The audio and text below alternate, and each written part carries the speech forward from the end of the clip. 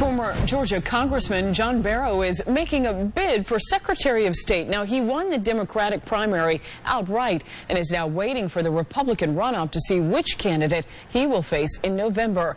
Keith Whitney is here with us now. And Keith, in the meantime, Barrow seems to be running more than just his race. Yeah, Tracy, he's also pinch hitting along with other Democrats for their marquee candidate, Stacey Abrams. Now, Barrow spent his day going after Brian Kemp and Cagle for what he calls their extremist views.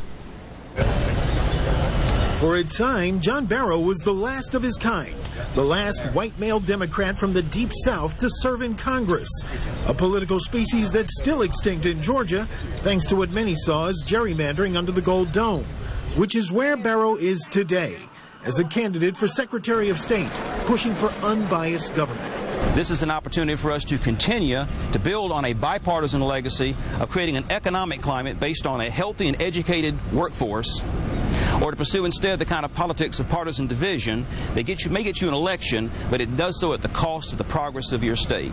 Barrow is part of an effort by the Democrats to help Stacey Abrams in her bid to win the governor's seat, which is why his message had a distinct theme to it. And because of the incompetence and extremism of Cagle and Brian Kemp, because of the policies of Cagle and Brian Kemp.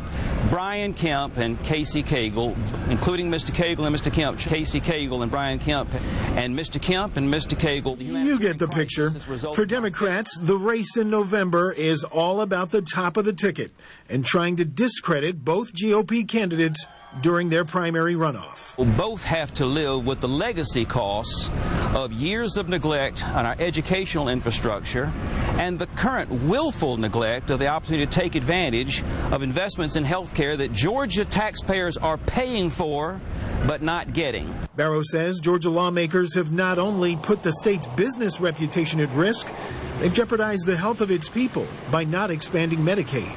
The impact is we have hospitals all over the state of Georgia that are closing because the old safety net's been withdrawn and the new safety net is being rejected by people like Cagle and Brian Kemp. Now, the economy and health care are central to the Democrats' platform, especially when it comes to the state's vulnerable residents. The party has high hopes that Barrow supporters can add some extra synergy at the polls to get Abrams into office.